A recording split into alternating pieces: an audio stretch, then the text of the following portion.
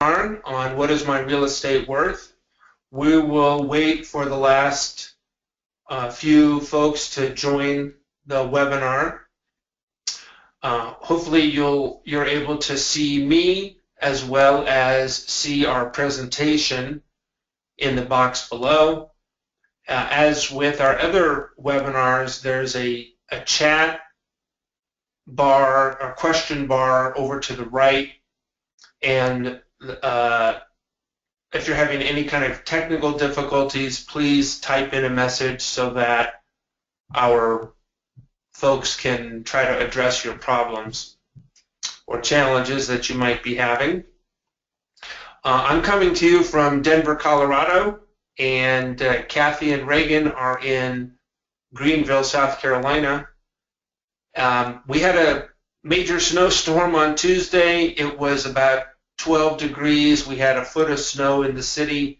Today, Thursday, it's bright and sunny. It's 50 degrees, and things change in the weather, and things change in the real estate world. We're about to potentially have an interest rate increase from the Fed, and so with the speed of change, we feel it's important to deliver to you up-to-the-minute information and trends that we're seeing around the country from folks that we talk with.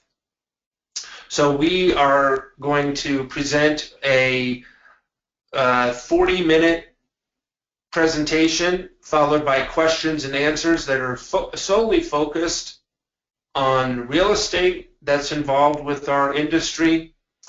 The objectives that we're going to cover are shown here on the slide. First off, we're going to discuss the current trends that we see in real estate valuation and investment methodology. Reagan then will discuss the important terms that you need to know for real estate jargon so that when people talk about esoteric terms, they won't be so esoteric for you. We will also then go through a discussion of how real estate is valued by the investment community, and then discuss strategies that our clients have utilized to help maximize the value of their real estate. And then finally, at the end, we'll discuss a quick flowchart of how the sales process works. And then at the end, we'll have some questions.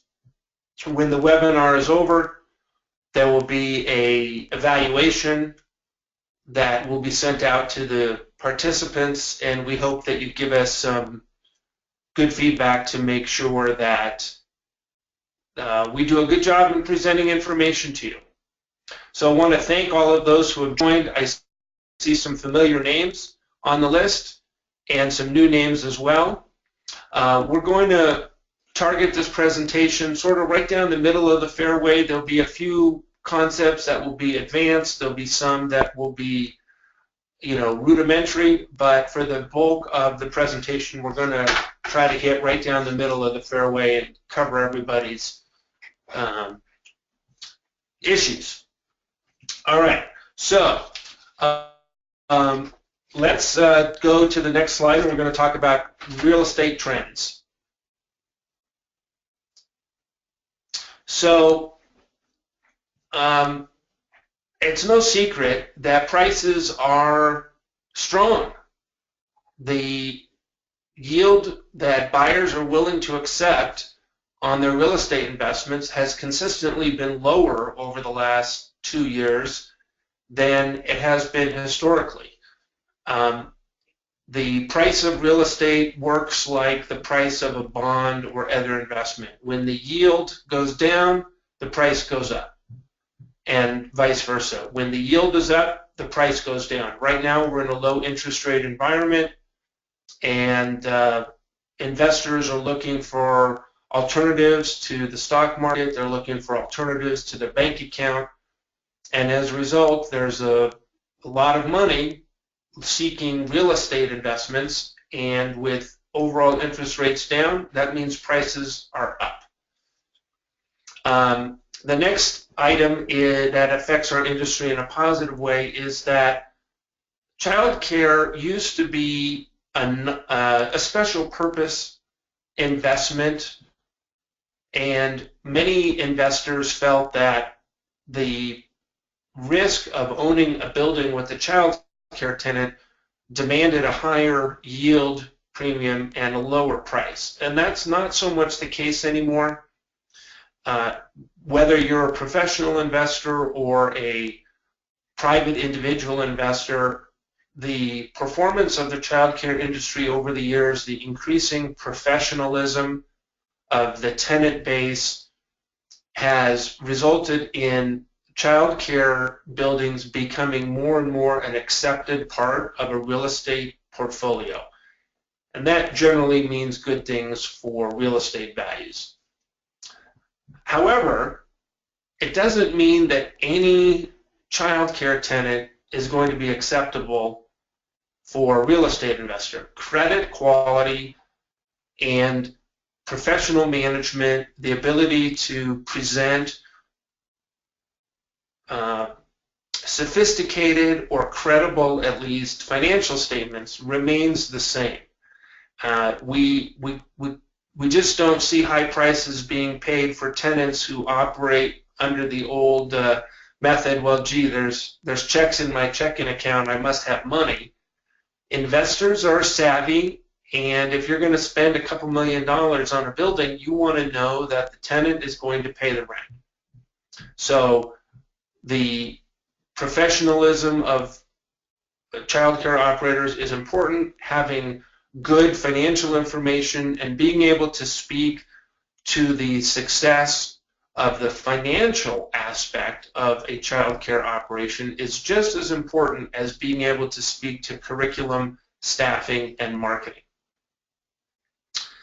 In regards to the interest rate environment, many of you may be following the news recently about the upcoming meeting of the Federal Reserve Board in December, and many of the commentators are saying that this time they really will raise interest rates.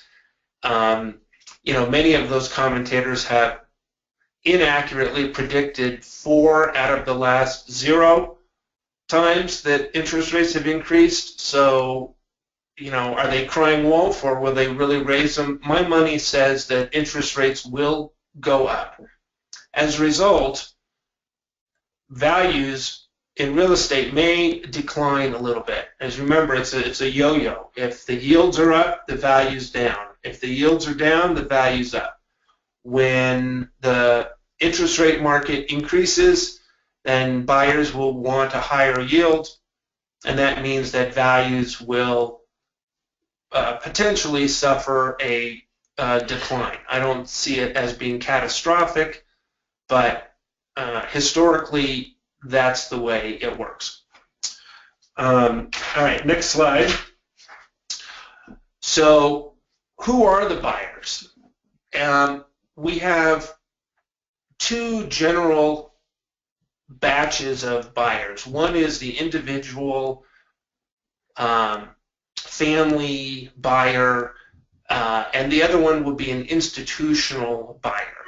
The individual buyer may be coming out of an exchange where they sold another building and they want to take advantage of tax rules, which Reagan will get to later.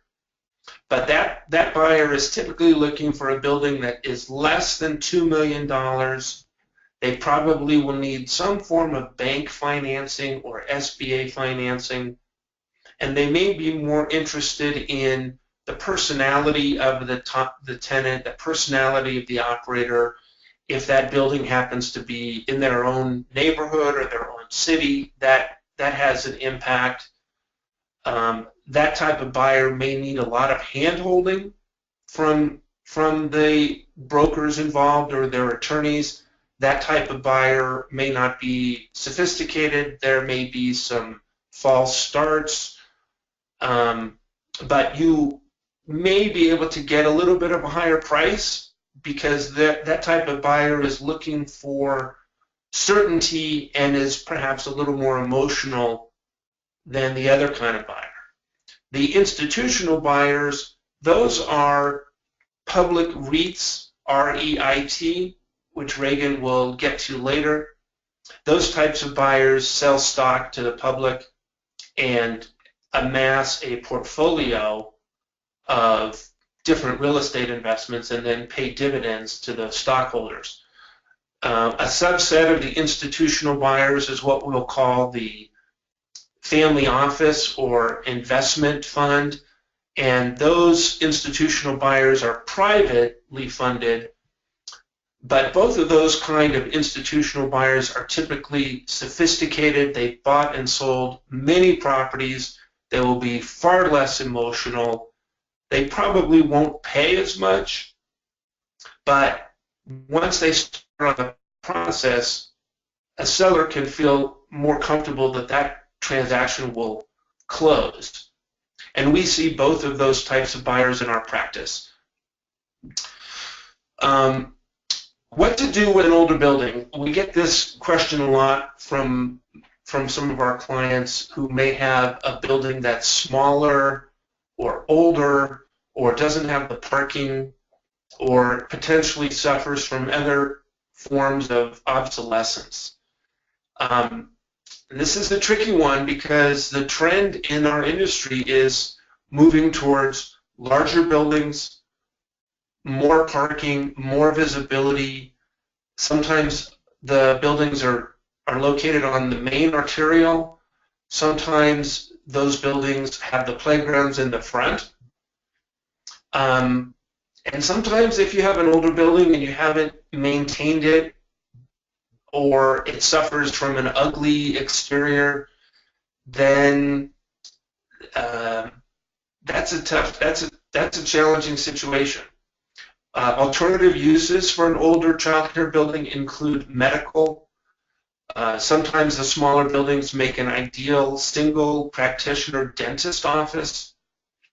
Our advice there is, as a landlord, if you have an older building, make sure that your building is maintained well. Even if the tenant's responsible for upkeep, it's important to check in with that tenant, make sure they're doing building systems maintenance, track the roof repairs, and do what you can to keep the guts of the building in good shape. You know, the exterior of a building can be modified. You can add some cosmetic improvements, but you need to make sure that the roof, the foundation, the electrical, and the air conditioning and the plumbing, those basic systems are in good working order. The next issue relates to the trend we're seeing with a lot of new construction. So sort of tying in with the age of the inventory in the childcare world, is many communities are seeing an explosion of new construction.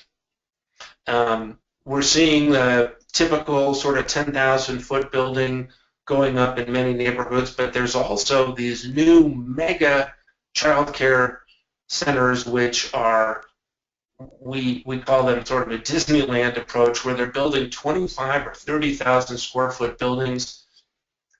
Children's Learning Adventure is one of the operators that's using this Disneyland approach as a marketing tool. I think that the excitement around that type of new property is interesting.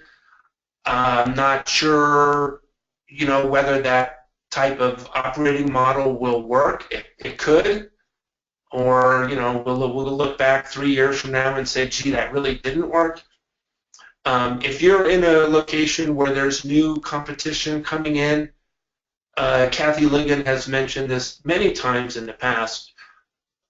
Don't stress. You're not going to be able to control what building goes up in your neighborhood. What you can control is what you should be worried about. Keeping your staff motivated, making sure your house is in order, to borrow Kathy's phrase, making sure your families are being communicated with. We're seeing the new construction is popping up in suburban locations as population growth continues, and so Sometimes the buildings won't be direct competition, but they'll be feeding off of new housing starts. We especially see this in the South, the Southeast, and the West. All right, so that covers the real estate trend. I'm going to turn it over to Reagan to discuss the jargon and the terms that you should know.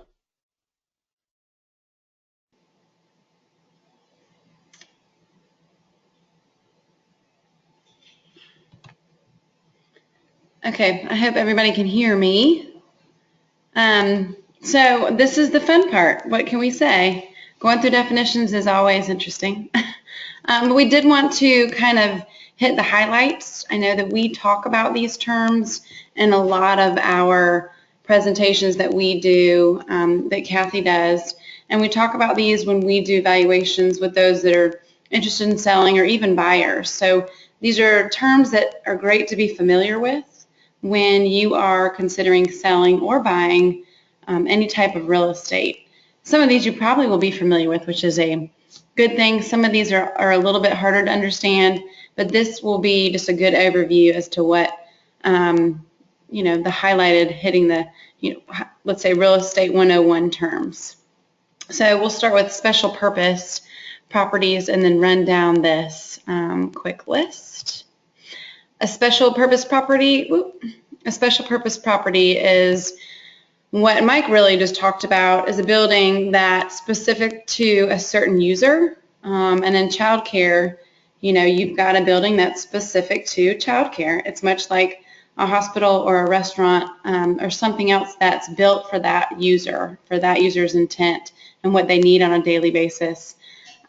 There are other buildings that what we would call a vanilla building, that would be an office building that can house many different types of users, but there's not necessarily a purpose tied to it. And we talk about this in that when you're looking at childcare, either to buy or sell, there are specific investors that want special purpose buildings. There are others that maybe want a building that can be retrofitted at some time. So Mike also mentioned earlier that these buildings, specifically childcare, have been converted into a lot of medical purpose buildings, whether that be a dental office or some kind of medical office. But that's special purpose in a nutshell. Triple net lease, I know many of you have probably heard this term. You're either in a lease now or maybe own property now that you have a lease on, where you've got the tenant paying your rent. Specifically, it's a lease structure where the tenant, not the landlord, pays all the cost associated with that lease. So it's anything that falls under, the grounds. It's property taxes, it's utilities, it's repairs and maintenance. It can be a replacement of systems, whether that be the roof, the HVAC, any type of kitchen equipment. So it's kind of just saying to the landlord, you get this tenant who does everything for your building. Landlord, you get a check in the mail and you don't necessarily have to worry about your property.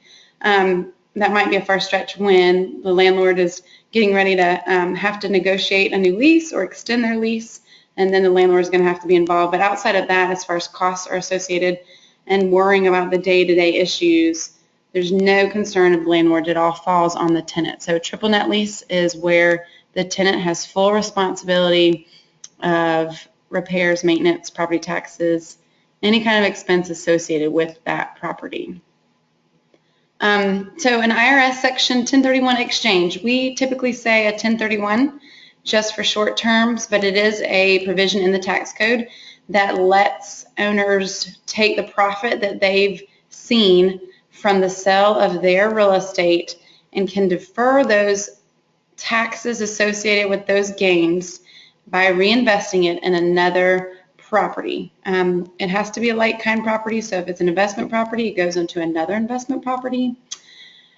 There are very specific rules to this. There's specific timing related to it. We would advise you get tax, you go to your tax advisor and get them to walk you through that specifically and maybe look at what your potential gain taxes would be, what some of your options are, other than maybe flipping it into another real estate option. But this is when we talk about 1031s, and we do this a lot for clients. They may sell one child care center and buy another. We've got somebody now who's selling one of their child care centers for a sale leaseback and wants to flip those funds into purchasing another center. So it's a good vehicle to defer taxes. So speaking of sale leaseback, it's our next fun term. We see a lot of people who've done this, and actually just in real estate in general, it's a transaction where the operator of the business ends up selling their ownership in the property. And so they're wanting to become just the tenant and not the owner in the property. A lot of the times you'll see where in the news large REITs have actually done this with grocery store chains, with any kind of chain where they are trying to get out some of their capital that's invested in their real estate. They will go to a REIT or an investor, any kind of other investor, whether it be a REIT or an individual investor, and ask for a sale leaseback where they say, we'd like to just be the operator, we'll sign a lease if you'll buy the property, and we'll stay in this lease for 10 years. That is a sale leaseback, and actually a vehicle, like I said, that a lot of people that we work with utilize so that they can pull out the capital they've got or the equity they have in their property to reinvest it in either growing their business or maybe growing their real estate in another way, or putting extra capital improvements into an existing building. So there's a lot of options there with the money saved. So next, quick slide, I mentioned REIT, and Mike mentioned it earlier. It stands for Real Estate Investment Trust. They can be public or private. They are mostly public and are traded just like selling stock. And a lot of them will, or have come around to see that childcare is a good option for them. They see the stability in the industry in childcare, and a lot of the users really kind of made it through the downturn and were stable. And so these REITs are now really looking towards the childcare industry as an investment vehicle for those funds that people are giving to them to invest in real estate. A REIT does specifically only invest in real estate. So that's the purpose of how they generate funds and money and returns for their investors. Rent to revenue ratio. This is a way that we actually look at when valuing a company, but really a lot of people, when even building a new facility and they're starting a new company, anything related to running a company, you always kind of want to be aware of what it is that you can pay for your rent that your revenues can sustain. So it's really a ratio that shows the measure of cost to the school owner of occupying a particular piece of real estate. If you buy outside of your limits and cannot pay for your real estate, that's not a good thing. It's a very big issue when it comes to paying rent every day, or whether that's your mortgage. So you want to be very conscientious of what this ratio is. It's actually the annual rent paid to your landlord or for your mortgage over your gross revenue of the center. So looking at your total revenues. And we look at a healthy center to be a ratio that is less than 15% or somewhere in 15% range. And higher markets, so in other neighborhoods that can sustain higher rents or higher mortgage costs or real estate costs, we do see maybe 20%. But to be where the sweet spot is and feel healthy within your own company, for specifically childcare, we see that about 15% range of annual rent to gross revenue. And it's noted on here, it does exclude property taxes and repairs. So it's just the payment, the monthly rental payment or mortgage. Okay. So this is another one of our definitions. It's the cap rate, but we're going to go through a valuation method just to show you the inverse that Mike actually talked about, that yo-yo effect. If an interest rate's up, the value's down. If the value's up, the interest rate's down. So this kind of goes to show that. But a cap rate is just a measure of the yield. It's like a dividend. It's what that person wants to receive as a return. It measures the owner's rate of return, like I said, taking into account general conditions. Like Mike mentioned earlier, it takes into account major markets, neighborhoods that are up and coming, the tolerance level of an investor. So an individual investor may be able to pay a lower cap rate than, let's say, a REIT. REITs typically pay a little bit higher of an interest rate. So if you look at what we've got here, we've got the cap rate percent is equal to the net operating income over the building value or the price. But it also can be expressed as the building value, and this is a good way, I feel like, for me to look at it, and when we look at it on our value, the building value is the net operating income over your cap rate. So right now we're seeing market trends where cap rates are a little lower. In some markets we see a 7.5 to 8.5 cap rate. Your NOI, your net operating income, would go on the top, and you would divide it by that cap rate, and you'll see the example below. So the result of that is the value of the building. So at a cap rate of 10%, so yield's a little higher, the value is $1 million if you take your NOI of $100,000. So it's $100,000 divided by 0.10 gives you the value of what your building would be worth if sold at a 10 cap. So same thing with the next example. At an 8 cap, an 8% cap on return, or on your return on investment, the value of that building with $100,000 in net operating income is $1.25 million. So you see how higher cap rate, lower value, lower cap rate, higher value. And like Mike mentioned, we are in a low cap rate environment right now, specifically more towards major markets or growing markets. And that will be affected by these interest rates we're not sure they'll increase, but the plan is that they will in January, but we shall see. So a lot of terminology, a lot of definitions to go over, but I think this will be something that you guys can refer to if you get a random question or article or want to look at your own valuation of your real estate. I think this is a good way or a good reference to have to come back to. There are a lot of other terminologies and other jargon, as we say, that come up, but these are the highlights that we feel are most important when looking at real estate in general. So I am going to punt this back to Mike to finish it up. Remember that there is a question box to the right.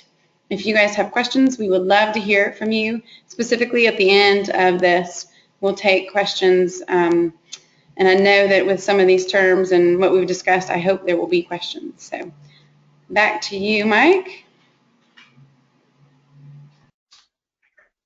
Thank you, Reagan. All right. So what do you do with this information now? So let's turn to our real estate strategies.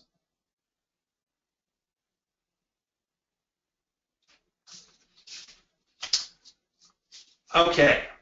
So on the real estate strategies, the classic one is, should I lease it or should I own it? Well, for those who own their own buildings, the benefits are that you control your own destiny, you're not at the whim of a landlord, you have the potential for real estate appreciation, have the ability to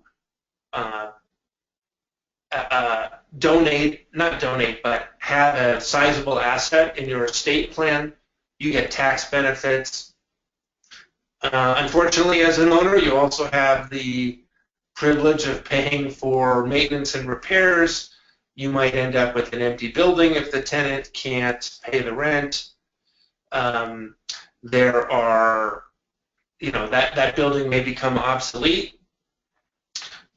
In general, as a real estate professional myself, I would prefer to own my own real estate. However, there are certainly advantages to just leasing your real estate. Those advantages would be you don't have your capital tied up in a building.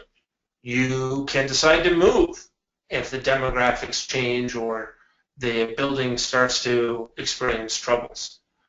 The question of should I lease it or should I own it is best answered in looking at your own personal goals and objectives for your business, for your family, and for your own financial capacity and financial goals.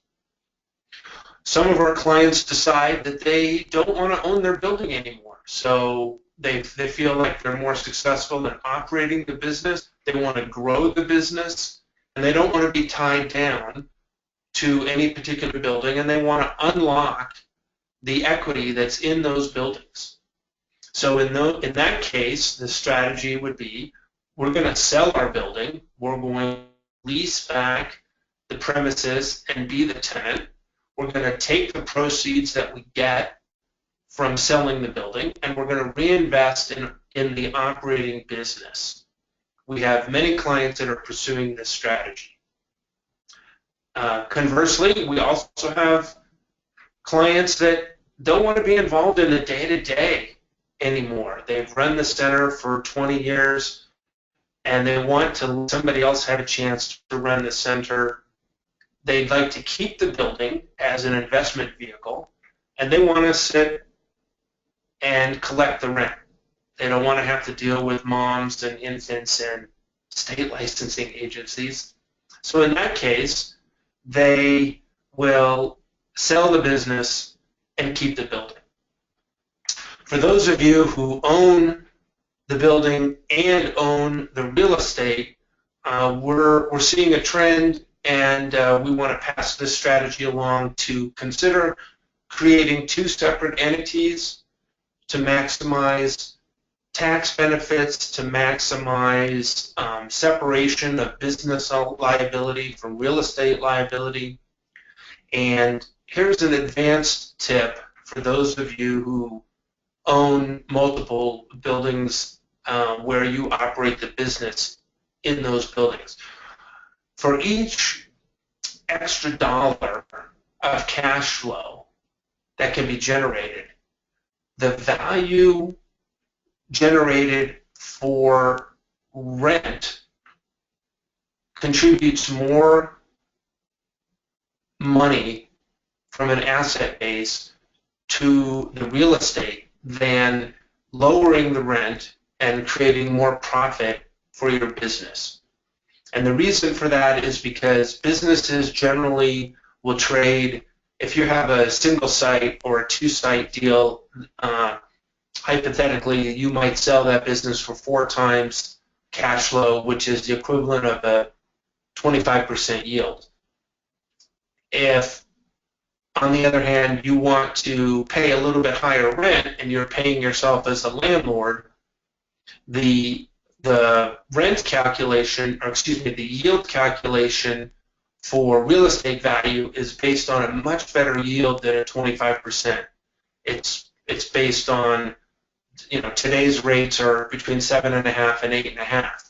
So each incremental dollar that can be moved between either a rent payment or profit to the business is better served to go towards the rent, because you'll get a 3-to-1 payoff when comparing the yield achieved, the value achieved on real estate cash flow versus business cash flow.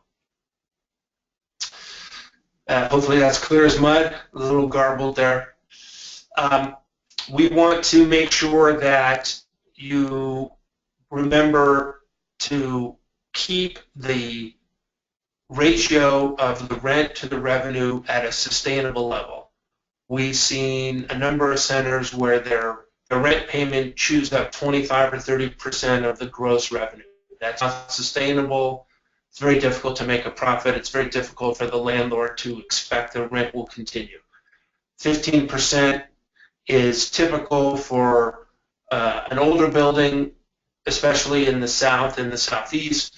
In some of the newer buildings, or in some of the urban locations that you might see in the Northeast or California, or even some of the brand new, or in neighborhoods where there's a high tuition factor, Colorado, Minneapolis, then 20% number is more typical. Finally, as a strategy, don't feel like you should be stuck with a building that doesn't work for you. We talked about the return of new construction, and you don't have to build a 30,000-foot building. We have many clients who who love the real estate development aspect of the business, and they feel that opening a new building will be their competitive advantage. They can design it the way they want. Many parents will make an enrollment decision based on the quality of the teachers and the quality of the facility. So don't be afraid of new construction. We see many calculations showing that the increased cost of rent or the increased cost of mortgage is more than offset by the increased enrollment rate and the increased tuition. All right. Now we're going to talk about the sales process. So unlike a stock or a bond, the sale of a real estate investment is a process. It's not as simple as calling up your stockbroker and push a button and sell 100 shares of Apple. The process involves a number of steps, a number of iterations, and is depicted on the graph below. This is the process that we go through, and when we first meet a client who's interested in selling, we go through a valuation program so that there's an expectation and a meeting of the minds of what the client thinks the building is worth and what we think the building is worth when we market it to the folks in our Rolodex as well as to the general public. And this involves a fair amount of paper and iterations of financial calculations. We look at the age of the building, the location. We look at the amount of rent that can be paid by the business that's currently in place. We look at the competition. We look at the macro market in terms of interest rates. We look at what banks are lending. So there's a number of objective and subjective tests that go through the valuation process. Once we come to an agreement with the client on what the proper valuation is, then we proceed to the listing, and that involves an agreement that's between us as the fiduciary broker and you as the client. It lays out the terms under which we'll try to sell the building. It lays out the fees that we will charge for selling the building. It talks about the legal responsibilities of both parties, and most, whether you list with us or anybody else, listing agreements they may vary from house to house, but they usually contain those elements. What are we going to try to sell the building for? What's the fee? What's the time involved? What are the legal obligations? How do we handle disclosure? How do we achieve the best outcome for the client? Once the listing agreement is signed, then we proceed to marketing. At our shop, we use an in-house method as well as the public outreach. So we have a very extensive Rolodex. We like to reach out to those folks who have bought properties from us before or who have who have expressed interest in buying from us, and we prepare a electronic brochure describing the offering and discuss the benefits of purchasing the investment with those folks in our Rolodex. We know what they're looking for, we know what their hot buttons are, and that is a very quick method. In many cases, we haven't had to go to the general public because we know who the likely candidates are. In trying to be comprehensive, however, we do also like to reach out to the public, and we use LoopNet, BizBuySell, and other internet forums to attract a multitude of buyers. There's nothing better than getting, a handful of offers, and typically we would get at least 2, sometimes 3, and sometimes on the high side we might get 5 or 6 offers, and that helps validate what the market is saying about the worth of the property. Once we zero in on a particular buyer that we want to do business with, then we proceed to the negotiation phase. And again, this becomes paper heavy. We do recommend that our clients engage the services of an attorney and an accountant. We can provide rudimentary advice, but we are not attorneys or accountants, and so we do recommend that there is a team approach.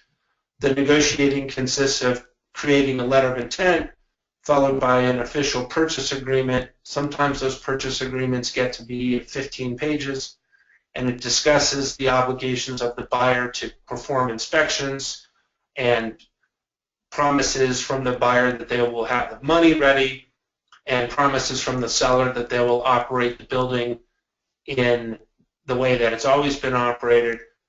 The negotiations also include how to handle the staffing, how to handle accrued vacation. There's a fair amount of details. There's a lot of exhibits that get attached. If you haven't sold a building before, we don't recommend it alone. Whether you use us or somebody else, there's a lot of details, and what we usually say to folks is the fee that you would pay to a broker if you hired the right one is more than made up for the fact that you'll probably get a higher price, have a certainty of execution, and we won't be making mistakes. So I leaked a little bit into the due diligence period there. This is where the buyer conducts their inspections and wants to make sure that the building that they're buying meets the fancy brochure that we put together. A typical due diligence period would be 30 to 60 days. Sometimes it takes additional time for a bank to provide financing. Sometimes there's other concerns. On older buildings, we see asbestos inspections or environmental inspections. You never know with a real estate deal. There's a lot of moving parts. We hope the building isn't moving, but sometimes there are issues that come out of the blue. We're working on a deal in the Northeast right now, and this morning I was just told that there's a possibility that there are volatile organic chemicals inside the window panes of this old building. So you just never know. If you're on the buy side and you're working through us, we can't overestimate how important it is to hire the right kind of inspectors to make sure that you're not going to buy somebody else's problem. Once all of the inspectors has money lined up and the seller is ready to deliver all the documents, then we proceed to a closing. In the Northeast, closings are usually handled by an attorney. Sometimes they're handled in person. In the South and the West, many times we have a phone-in closing where you don't need to show up. All the documents are sent to an escrow officer, and the money is sent around by wire. The closings have become sort of anticlimactic in many situations where there's usually a flurry and a frenzy of activity in the days before, and then the closing occurs, and it's almost like, gee, that was easy, when all the hard work was done in the previous steps. So whether you use us or somebody else, we think it's vitally important to hire an expert. You may sell or buy a building once or twice or 3 times in your life. We're doing it once or twice or 3 times a month, and we feel that it's important for our clients to not do their own dental work. So when you're buying or selling a piece of property, hire a professional. That concludes our presentation of what is my real estate worth, and we'd like to open the conversation to questions. Yeah, Mike, I was just going to say too, let me interject. When we speak about rent to revenue ratio, we're saying that 15% is rent is at 70% occupancy. So if you're at 70% occupancy, that's when you're going to see that 15% sweet spot. That's kind of what we base it off of. So I don't think I mentioned that, so I just wanted to clarify. So questions, again, there is a little, on your control panel, there is a spot for questions that you can shoot to us, the staff. Mike, we already have 2, so I'm going to read them and just kind of run through these.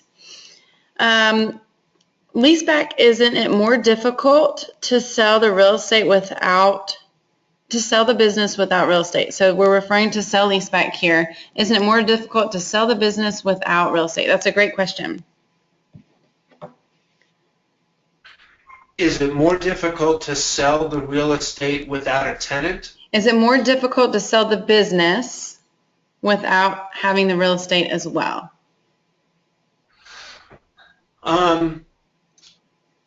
The answer is no, it's not more difficult. We have sold plenty of businesses where that business was just the tenant. It depends on what occupancy that tenant has. If the tenant is in a standalone building that's owned by somebody else, those are attractive. Not all operators want to own their own real estate. So the fact that you don't own the real estate and you're trying to sell the business, I don't see that as an automatic negative. One exception would be if you are the tenant in a big shopping center and you're tucked into the back of the shopping center with poor visibility and an unfavorable lease term. That type of business opportunity might not be as attractive or priced as high as a building that's front and center with good visibility. Okay. I hope that answers your question. The next one is, what is the average cap rate in North Carolina metro areas?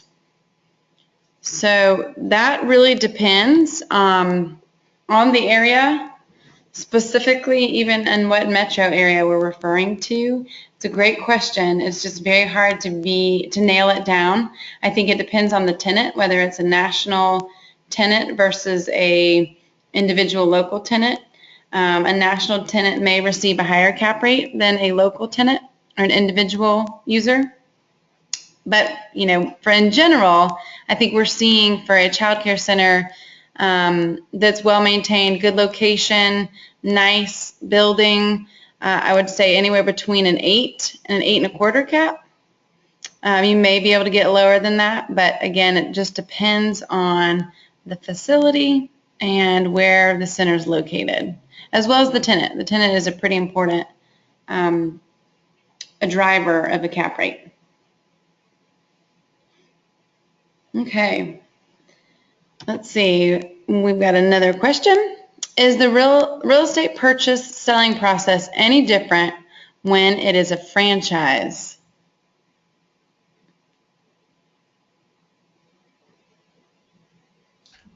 Mike, you want to take it? Yeah, sure. The answer is yes, it's slightly different. Many franchise agreements require that the franchise company has a last look, sometimes called the right of refusal. And in this case, the seller of the franchise business or the seller of the building where the franchise operator is located would solicit offers from buyers, and the franchise company would, in many cases, not all, but the franchise company would have an opportunity to buy that business at the negotiated price or buy the real estate. Many of the franchise companies don't own their own real estate. They're mostly in the franchise business, not the property business. Each franchise agreement is different. The general structure, though, is similar, that the franchise company has some control over the end price, as well as the franchise company has criteria for who they want to carry their flag. And they will typically want the new franchise operator to show certain financial capacity and some amount of experience or knowledge with the education business. It was a great question. A few more. For daycares, can you calculate value as a multiple time gross revenue? And what is the range of that multiple currently? I think that's a misleading way to calculate the value of a business. The gross revenue is part of the calculation, but what's really important is what do you take home? So you could have a child care center that makes $1 million in gross revenue and is well run and has a low rent to revenue ratio, and the cash flow is $150,000. You could have a similar center that has $1 million of gross revenue, is poorly run, and makes $50,000 in earnings. I would rather pay more for the one that makes $150,000 versus the one that makes $50,000. So using a shortcut method based on the gross revenue only is an incomplete method.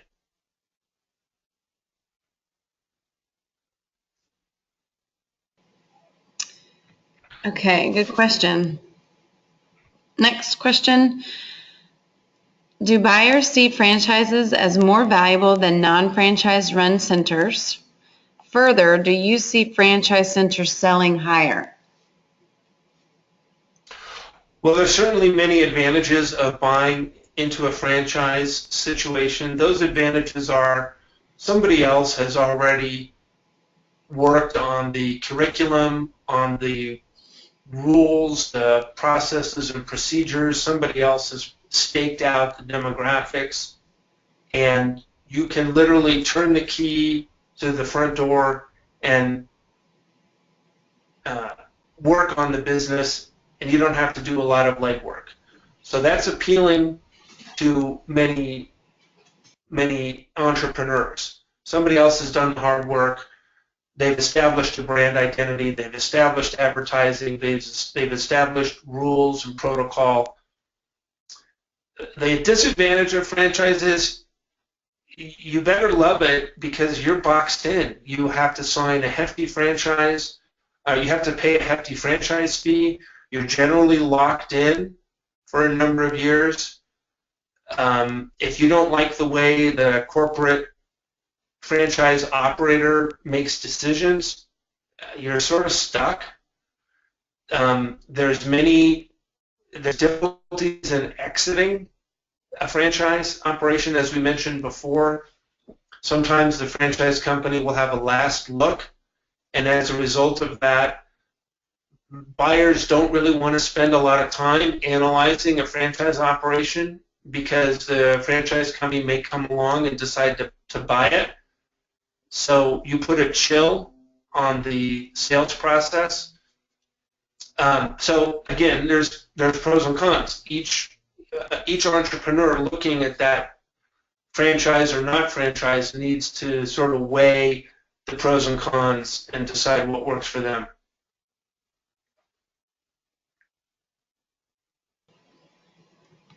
We do see a lot of franchises selling, as well as those who have maybe defranchised after they finished their franchise agreement selling as well. So again, I think it's a preference of how you want to run your business and what that looks like for you moving forward. So I agree with Mike in that, there's some options, both great options. Again, it's just how you want to design it. Any other questions? Yes, this question was asked of me yesterday by a client, and I think I'll bring it up for the group. And the question is, I'm in a smaller market. I really don't want to publicize the fact that my business, in this case, the client owns both the business and the real estate, and she said, I really don't want to publicize the fact that my business and real estate is for sale. I'm worried about the potential impact on the staff. I'm worried about the potential impact on the parents, and So in this case, the advantage of hiring somebody like ourselves with a national reach is we're not going to put a sign on the building, and we're not going to, talk about it at the local coffee house in your market. So there's some advantages in working with somebody who specializes in childcare on a national level. Sorry for tooting our own horn, but it seemed pertinent to discuss the fact that the selling of a childcare business has a fair amount of confidentiality associated with it, and sometimes it's better to have the process get as far down the road as possible before rumors leak out to the parents and the staff. Okay, one last question. I think, Mike, we have about 5 minutes until we hit our time threshold. What is the best formula to use to calculate the value of daycare? So what's the best formula to use when you're calculating the value of your childcare? So Kathy has done many webinars on this specifically, and this is kind of what we do best, and I'm, again, tooting our own horn, but we take and have a valuation template on our website that we readily share with everyone. If you want to visit our website at ssgadvisors.com, you can download that Excel sheet and plug in your own numbers, and that actually gives you a glimpse of what we feel like you're going to be able to value your company. Now, there's going to be some things that will change that are a little bit different, but it's like what Kathy's mentioned in her webinars before, and it's actually the first part of this webinar, which was part 1, is how to value your childcare business, is we're looking at the cash flow, the net operating income minus several things, including some add backs that would be personal to the existing owner, and then some multiple of that. And again, Kathy's mentioned this before, multipliers now, or multiples now have changed in the industry in the last 12 months. They are a lot higher than I think we've ever seen in the industry. A single site user may see a 4. Again, a lot of this just depends on the business, the subsidy mix, some of the expenses, what your building looks like. There's a lot that goes into what a multiple looks like. That's how you would then value your company. You're going to look at your last 12 months, take the cash flow from those 12 months after you've deducted some of those add backs we discussed, and then look at the multiple. I would probably start with a 4 if you're an individual user. Some of the large national companies have gotten 10s, but those are the big guys that have 100 plus locations.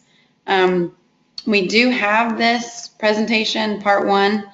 You can find it on our website. So if you want to go through that again and look at how that valuation works, you're welcome to do that. Any other questions?